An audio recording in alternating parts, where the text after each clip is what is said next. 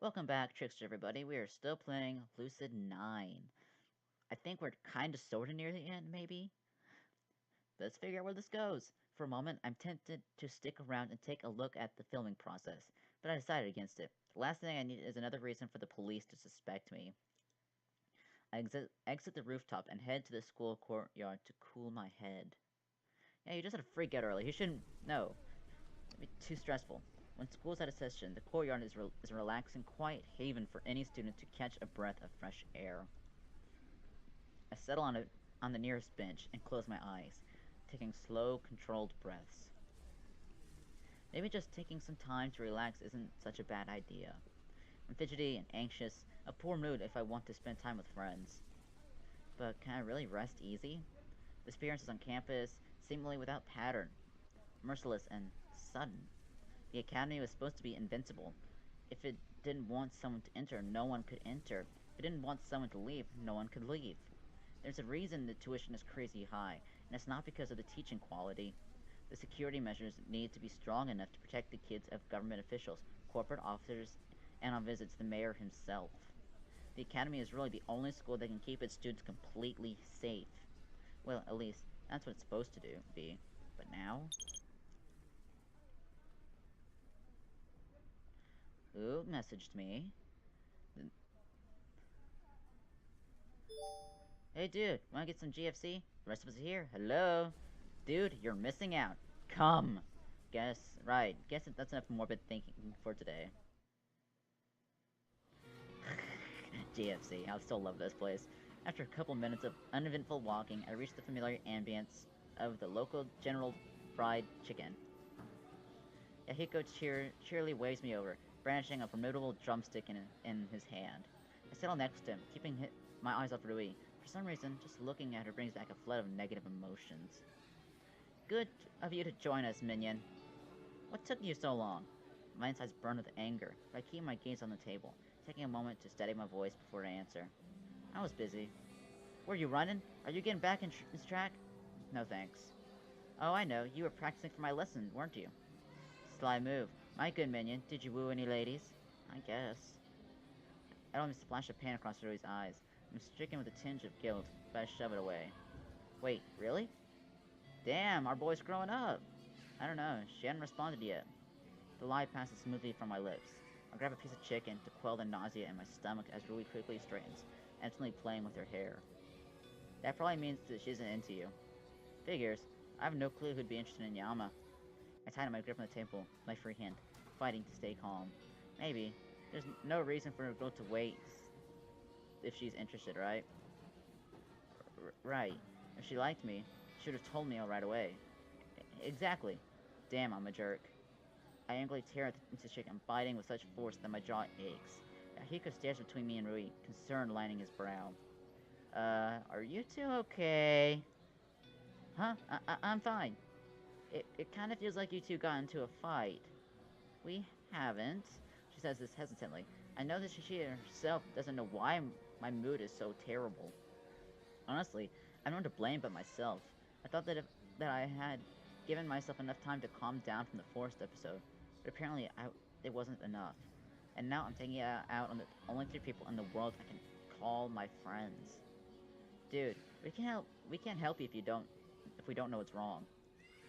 I almost jump at how serious his voice is. I know, I brought a terrible mood into this place. I need to shake it off. The time in the forest is completely over. My only task for the rest of the day is having fun with my friends, and fun doesn't come with sour attitude. Sorry, I heard a pretty creepy story this morning, so I'm a bit on edge. That's pretty much the whole story when I boil it down, and it sounds pretty pathetic. A creepy story? She shoots me a concerned glance, which I honestly deserve. I'm not exactly known for being gullible or superstitious after all. I shake my head at her, which Misato seems to take as guilt. Don't worry about it, man. We all got our off days. Thanks. Oh, if you're talking about that creepy stories, I have a great one to tell. It's an urban legend that's around the academy, been in the academy forever. It's called The Vanishing Janitor. What kind of dumb name is that? Well, you know, how we don't have an after-school cleanup, right? Yeah, because the school costs an arm and a leg to attend, especially without scholarships. Everyone knows that we have a janitor. We see him collecting garbage, bagging it up, and stacking it into the cart. Wait a minute. Didn't I have to remind Yahiko that we had a janitor? I guess his observation skills have finally leveled up. But have you ever noticed that the janitor never actually walks out the gate? Well, of course not. It's a visual eyesore. That would be damaging to the school's image. Then good, Minya. My question is to you this. Where does the trash go? Now that he mentions it, that is pretty odd. Oh, I see what you're saying. The dumpster is outside the school, by the street, near the back of the campus. And the front gate is allegedly the only way to enter or exit the school. It's why the academy is considered to be so safe. But that janitor doesn't take the junk out the gate, which he'd have to in order to reach the dumpster. And that is our predicament. Interesting. Very interesting. I wonder what the explanation could be. Of course, I have my own theory, which is the janitor actually has the ability to travel to another dimension. He takes all our trash to the land of missing socks. Oh, fuck's sake. You know how you do a closed cycle of laundry with a certain number of pairs of socks, but you always come out with one extra sock or one missing sock. It's because one of them spun so fast that it vanished into this other dimension, like the freaking Flash, man. There are little wormholes here and there too, like under the bed or couch and behind the laundry machine. It's why they spontaneously disappear, only to reappear again.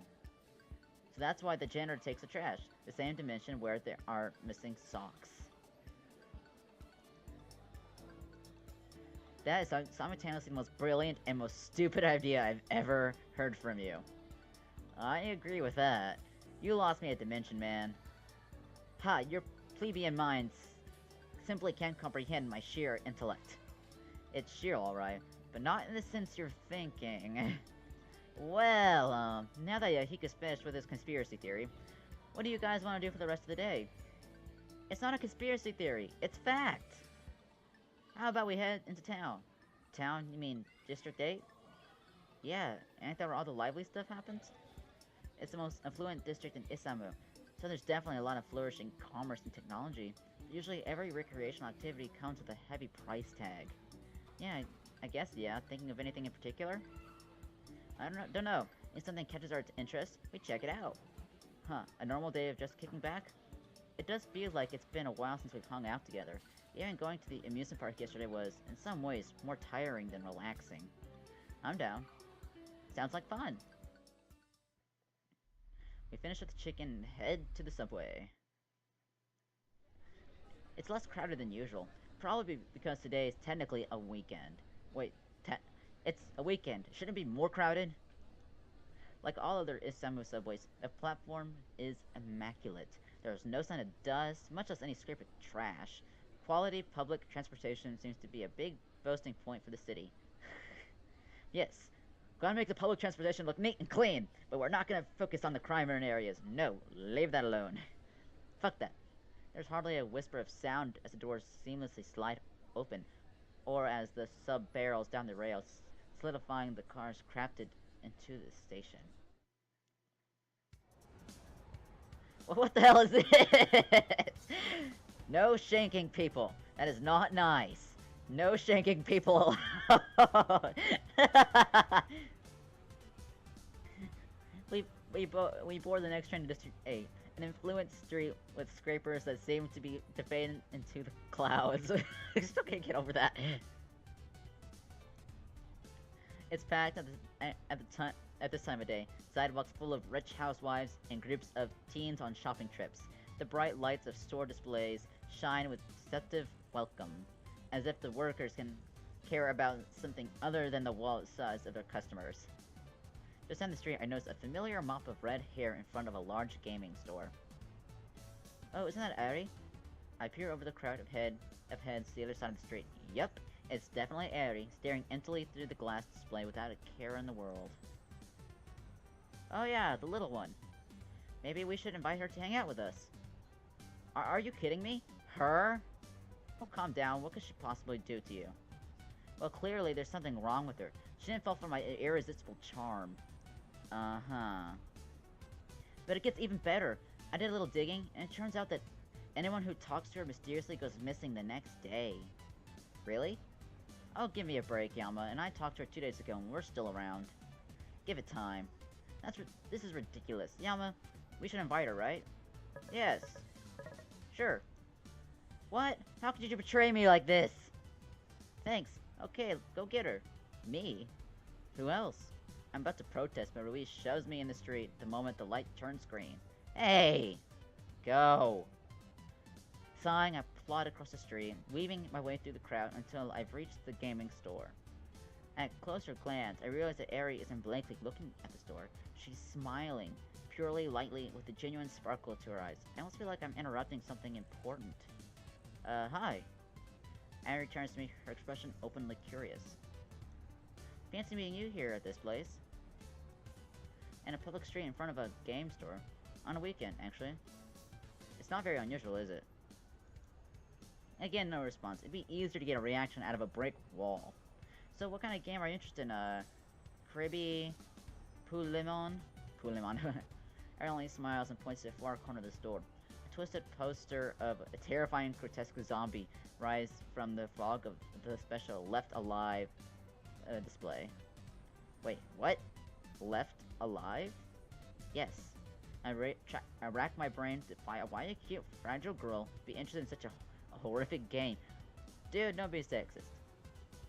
You like Left Alive? You can save creatures from their miserable lives. So do you like Summon Allegiance, Nimbus, those kinds of shooters? No. What other games do you like? Fugui. Fuji? Wait, a survival horror game that gives Hiko nightmares for 2 months? You mean Fugi, Fall of Shadows? Yes. Do you like the adrenaline rush? I don't play for fun. Then why do you play it? It's educational. I have a bad feeling about this. How is it educational? It shows me how I would never want to die. Something about the way she says this is terribly ominous. Almost like a girl who's planning her funeral before her wedding. I see. We fall into short silence as my mind runs blank. I don't even remember what I was supposed to be doing. What games do you like? I mean, anything with a good story, I guess. Visual novels? Sure. What kind? From what I played, Unright, I guess Destiny, Departure Dawn was long, but good, and Kanpeke Sonen, I guess. Great, we sound certain. Ari's gaze drifts off into the distance. I can't tell if she's thoughtful or bored. Maybe talking about visual novels bore her. What was I supposed to talk about again? Gosh, you take forever. Rui plops up next to me, almost as if out of nowhere. So did you. Me? Crossing the street. I was giving you time to invite her, you idiot. Oh, right. Hanging out with us. You wanna join us? We're going to do something fun, probably. That sounded really creepy. What? You don't actually know what we're doing. Well, how about this? He points to an advertisement in the corner of the shop display. Café de la Pax. Karaoke now open for business. Interesting. I remember that the Café de la Pax is another branch in the district. I never expected it to be open for karaoke. Karaoke sounds fun. Nothing like belching your lungs out after a day of running. My ideas are always the best. You want to come with us? Please? It'd be more fun if I wasn't the only girl. Yeah, it'd be nice to have an actual girl around. Yeah, it would. Yama tries the best he can, but he can't just cut it. This seems to even amuse Eri, whose mouth twigs upward, and the barest fancy smile of it. Simile of a smile, whatever. However, I see your eyes narrow a little, still processing my question. Karaoke? Yeah, just some friendly competition to show off our voices. Not that you'll have much competition in the ladies' division. Aw, Yama, don't beat yourself up. Your voice isn't that bad. Do I seriously walk into that joke twice? I'm losing my edge. However, it elicits an intended effect. Eri finally shares her gaze with us again, and her smile returns. Very well. Really? God, great! She eagerly pulls Eri along as Masato bolts down the street with renewed vigor. I notice that Yahiko follows at a cautious distance, uncertainty in his eyes. Entering the cafe brings a sharp sense of deja vu, with the notable exception that there's no uptight British cashier at the counter. When we inquire into karaoke, we're shown a small yet comfortable back room with clean wooden panels and velvet carpeting. It feels less like a cheap room for belting discordant tunes and more like a miniature stage at a theater. Okay, clock's ticking, so I ain't spending much time on explaining. We'll choose one song, except the judge. Who's the judge? I volunteer? What? Hell no! Yeah, you're not getting away that easily. And I ain't singing without my rival, too. Rival! Better pick my words carefully here, or I'll have to actually sing. We are rivaling. Your skills are constant versus my skills as a judge. Oh, okay. Wait, what? Are you serious? But I wanted to hear him, fail. What? Look, we gotta get this competition underway, so I'm moving on. Yama's a judge, we all sing a song. That seems simple enough. But wait, there's a catch. You gotta sing the song that the person on your right chooses. This means that Masato would choose a song for Eri, Eri for Yahiko, Yahiko for Rui, and Rui for Masato. Oh boy, this matchup is going to yield some interesting results. Okay, time to choose. Masato passes around a small tablet, and each person takes their time selecting a song. I wonder what they're going to choose. Knowing Yahiko and Masato, I'm sure they'll pick something weird. What about Eri and Rui? Finally, they all seem satisfied with their choices and settled onto the couch. I clear my throat, dramatically tapping a finger against my armrest. So, who's first? No response. I guess I'll go. Brave soul. She walks up to the miniature stage where the microphone is set up. You better not have chosen something weird, Yahiko. Don't worry, I chose the opening to my favorite anime. Wait, wasn't his favorite anime? Super Heart Magical Girl Lyrical Chan. Rui pales as I struggle to hold back my laughter. Good luck, Rui. By which I mean this will be hilarious. The song is called Lovey Dovey Magical Heart Prism.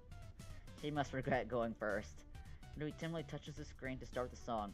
An energetic, bouncy tune begins to play, accompanied by Yahiko's enthusiastically bobbing his head.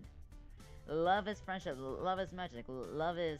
Oh goodness, her high-pitched voice combined with the off-key vocals pound my eardrums mercilessly. Love is everything, sugar and spice and everything nice. It's a Powerpuff Girls! I love you forever and a day and forever and a month. I love you forever and a year. She curls into a little ball on the stage, and the song finally comes to a close. Is it over? It is. Yes, it's over. I'm free! He managed to clap politely as Rui descends from the stage, her knuckles white from gripping the microphone. So how was it? I have to choose my words wisely here. It was colorful. Yep, it had personality and depth. An original performance. Original is in more ways than one. Thankfully, the others nodded me in agreement. Rui smiles at my vague compliment. Thanks, guys. Masato, are you going next? Yep, lay it on me, Rui. What did you choose? I don't know. I picked a random song. I wonder how this will turn out. My song is called... He immediately expels a steam of vulgar words into the atmosphere. I don't even know so many inappropriate terms could fit into one song title. I take a quick peek outside to make sure that there aren't any little kids around. Okay guys, you ready? No, I'm not! Here we go!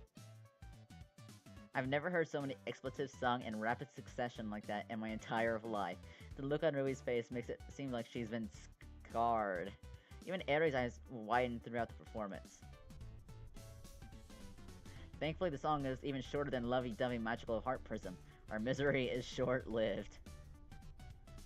That was awesome! Thanks, man. What'd you guys think? He looks expectantly around the room, but Rui and I fix our gazes on the floor. I shouldn't have picked a song that random. An awkward silence pervades the room.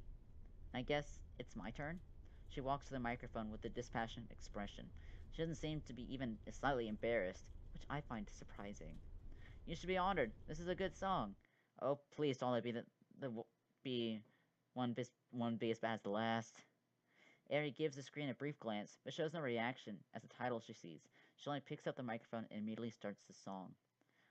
A rather lively ensemble of drums, bass, and guitars play, characteristic of rock and roll. Eri grips the microphone with the charisma of a professional. She taps her right foot to the beat of the drum, and when the lyrics pop up on the screen, she puts her lips close to the microphone. You're from the Mars and I'm from Earth. You were birthed a hero's birth. What the? Am I hallucinating? Is this beautiful voice really Aries? Whereas I just born a little old me in a small town, normal as could be. Wow, she actually is great. No better than great. She's amazing. You are hot and I am cold, and neither of us do what we're told. I feel the powerful emotion coming from her angelic voice. It's like she was the original singer. But don't you see that this could be a sign? Her dance movements are perfectly synchronized with the lyrics. I feel as though I'm attending an actual concert that we are meant to be. I can feel the joy emanating from Eri as she sings. Her face is lively and filled with energy, a stark contrast to her normal expressionless face. That we are totally complementary. The song completes its last beat, and Eri, panting heavily, places the microphone back on the stand. She wipes the beads of sweat from her forehead. She then immediately regains her usual poker face, as if what she just happened was merely a dream, and approaches us waiting our judgment. How did I do? How did you do? That's the best singing by far. Her performance is properly on the same level as a professional singer. Your singing is wonderful. You should do an encore. Hell yeah, it was right good. But I guess it was, alright. I mean, at least it was better than Rui's singing. Heh, he's starstruck. It was great, Eri. You have an amazing voice. I didn't know you liked those types of songs. She gave me a lightly nonchalant shrug at my words. I don't. They're too easy. Wow, she thought that song was too easy? Now I'm curious as to how she would have sounded if Masato had picked a more difficult song. Well, now it's my turn. Let's see what song you chose. In similar fashion to the rest of the group, he hops on the stage and looks down at the screen. Oh, you chose one of my favorites, Death by Devils. That doesn't sound too friendly. I picked it randomly. Not another random selection. I'm worried about this one. Okay, guys, give me a sec to warm up. This song's a doozy. He clears out his throat multiple times before grabbing the microphone and starting the song. A blast of heavy metal bursts from the speakers. I cover my ears from the sudden spiked volume. Yahiko must have increased the volume. Yeah! Oh my. What is this? He screams. His scream almost knocks me backwards. The others are just as dumbstruck as I am. The devil sent his demons at me. I got no choice but to fight for my own survival. I can barely hear the lyrics he's shouting out. It's more like he's screaming in tune than actually singing. It's actually not bad, just strange. Come on, come on, come on, get out. Pound it out, yeah! He stomps on the stage, hands swiping up and down in an imaginary guitar riff.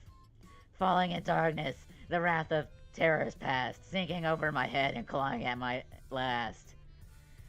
He powerfully leaps up, landing with the finishing resonant chord. I can feel my heartbeat slowly returning to normal. So how was I? Honestly, it was a lot better than I was expecting. It was definitely different, but not in a bad way.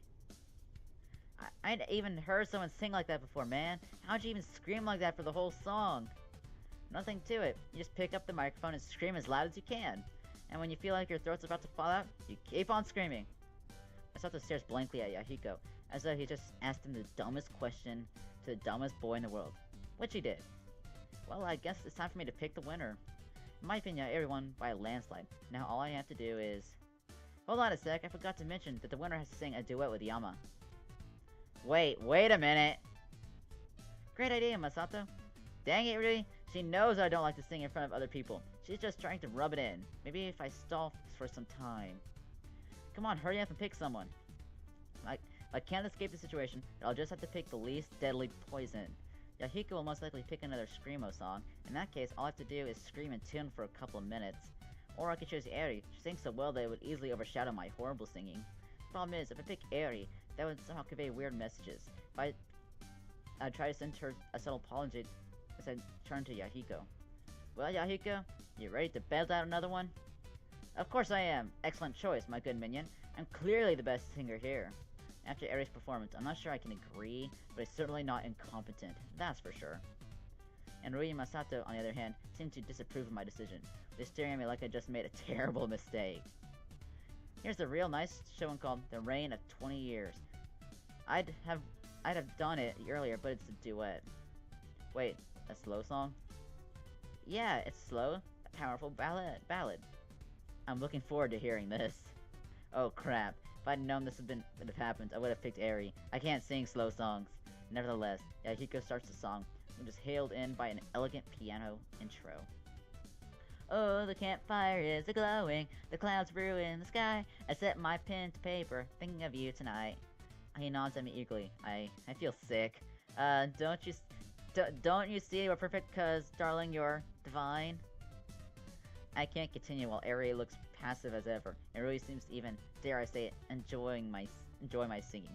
Misato is doubled over in laughter, and quickly plopped the microphone back onto its stand. Huh? What are you doing? I'm morally opposed to singing this song. Why, you're not that atrocious. Gee, thanks, Rui. But we just reached the best part. And with the one last breath, he bellows a vibrating warble. The rain of 20 years falls earth in tears. We can easily clam our hands on our ears. Note to self, screaming is not the same thing as singing. I stand on a hill, my arms extended. Make it stop, somebody, make it stop. Heck, if it Aries is one singing in pain. And that's saying something. Oh, the mountain, they sing their songs. Someone yanks a cable from the microphone machine, and the music abruptly cuts off. I send my praises to the heavens. Hey, I was almost at the bridge. The cable is dangling from Aries' fingers. It's getting late.